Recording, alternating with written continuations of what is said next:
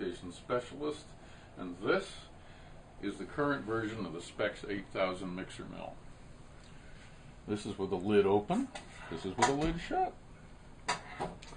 This has been around for about 50 years, and the guts of the machine, that is to say the motor and the clamp assembly, operate very much as they did back in the 1960s. This is a very efficient mill for the mixing and the grinding of samples in small amounts, roughly 10 grams, anywhere from 5 to 15 or 20 grams depending on the density. It operates, this is the best way to see how the clamp moves, is to move it by hand. And you'll notice that the clamp not only goes back and forth through an arc, but also the ends of the clamp describe a figure 8 motion as they go. That makes for much more efficient grinding and even distribution of the sample and the impact of the grinding balls than if it were simply to go back and forth. The vials, like this one, the standard size vials for this. This is a tungsten carbide one, basically consists of a canister made of a number of different materials with grinding balls of the same material, so that contamination from the canister is, or the grinding vial, is the same. It's always the same stuff. You don't mix alumina grinding balls with a tungsten carbide vial. But that's basically how this would work. You'd put the sample in here with it. In fact, let me show you. We have one loaded up. This is a somewhat more used vial. This is 10 grams of cinder block. And you want to make sure the gasket's in good shape. We've got the 2 balls in there, 2 tungsten carbide grinding balls. Make sure the lids are on tight. Put it in the clamp. And then you tighten the clamp by hand like this. So this is ready to go. You lock the lid down. Start the mill. What you hear is the fan. And in this case, now that we're set up, you just start it by pushing the start button.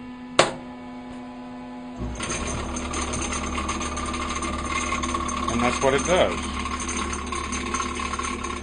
If you decide to pause for a minute, you press the pause button and then start up again. Or if you decide to stop and check and see what's going on, then you use the stop button. The controls are very simple. The click you just heard was the interlock allowing me to open the lid. The main safety feature of the mill, by the way, I'm turning this off so you can hear me. The main safety features of the mill are that it has a dual interlock. When you close the lid and start the mill, these 2 pins come up and fit into the holes in the lid to keep the lid from being opened. And this detects whether or not the lid is swung up. If either one of these fails to engage, then the motor will shut off. It won't run. The muffin fan, which you heard humming, is back in here, and that draws air across the motor. Now, the variety of vials is what makes the mill really interesting. Anything you grind a sample with will contaminate it, even if the sample is rather soft. So you may get a lot of contamination. If you have a very abrasive sample, you may get very little contamination. If the vial is, a hard material and the sample, if the sample is really hard and tough, then you'll get a lot of contamination. By a lot, I mean a fraction of a percent. With the ceramic vials, you typically, and most materials, you might get a few hundred ppm. With something really abrasive, and the metal vials, you might get 1,000 or 2 ppm. But this is something you have to determine for yourself with your samples. Now, because of contamination, we like to give people a choice. If you're going to contaminate your sample, what do you want to contaminate it with? As a result, we have an excellent variety of vials. There's a steel vial, both a stainless steel and a hardened steel. Here we have alumina ceramic, quite hard, quite tough. This is zirconia ceramic, not quite as hard, but perhaps even tougher.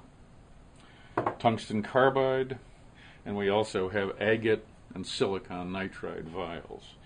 These are the standard size vials, and again, they'll hold in the neighborhood of 5 to 15 grams of typical samples. If you need to work with much smaller samples, then we also have the option of giving you very small vials. This is probably the smallest. It's a 3114. It is stainless steel, and it will hold perhaps half a gram of typical samples, but it works the same way. You can see the grinding ball. And in order to run those in this vial, of course, you need an adapter. You can't just fit one of these into the clamp. So we'll take this vial out.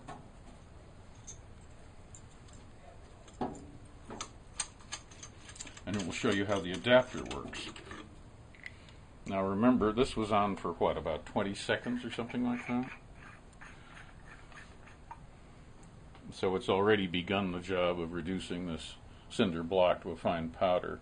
Typical running times, again, are in the neighborhood of 10 to 20 minutes, depending on what the sample is like, how tough it is, what kind of a vial it is, and all that. So you have to determine, how fine do you want to grind the sample? How much do you want to grind at a time?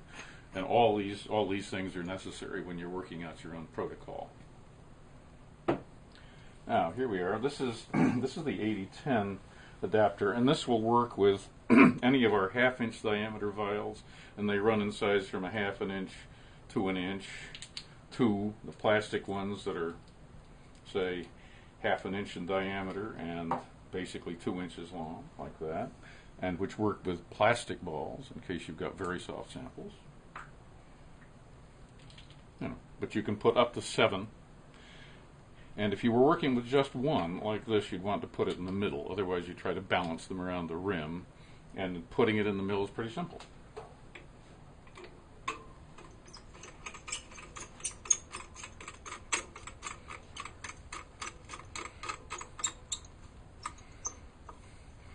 That's all.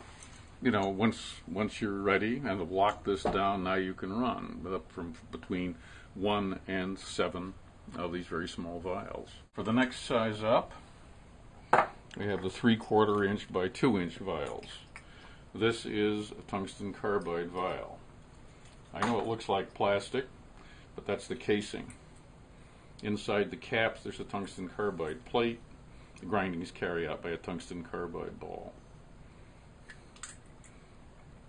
That's a nice efficient vial, and we also have a hardened steel vial that works about the same way. It's balls inside, 2 caps, and you can run with that. And those will work in this adapter. You can't use the 2 at the same time because the one's longer. The tungsten carbide vial is longer. But again, you can work this. You can run this with 1, 2, 3, or 4 vials. Again, if you were loading this one up, you just put it in like that. Probably just sort of try to snug that in there so it's in straight. Yeah. Snuggle that in so it's straight, tighten it down, tighten the clamp. And then you're ready to run.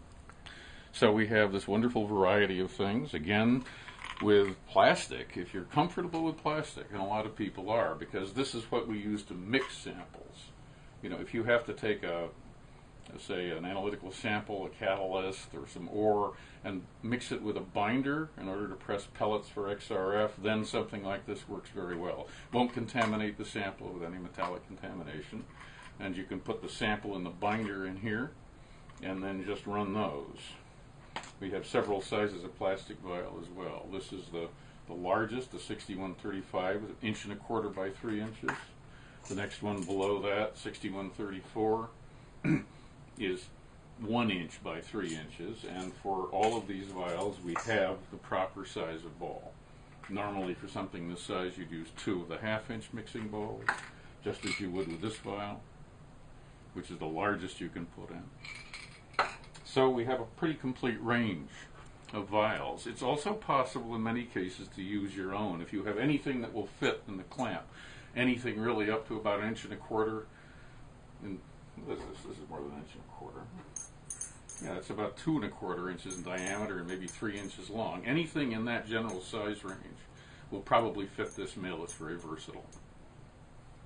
If you have any questions at all about what you can do with it, where you go with it. There are tables in our handbook of sample preparation that will tell you what sorts of samples can be run, what sort of particle size you can get, and what the various applications are. But as people become more inventive, there are always new applications. But you're always welcome to ask us, tell us what you're grinding, tell us what you'd like us to do with it, tell us what you want to do with it, and we can help you. Also have to remind you that this is one of two of these. This is the 8000M with a single clamp. This is the original design. There is also an 8000D dual mixer mill with a slightly longer axle and two clamps that operate in balance. That also has a cooling fan, but that allows you to run two big samples simultaneously, or, in the case of something like this, as many as 14 samples simultaneously.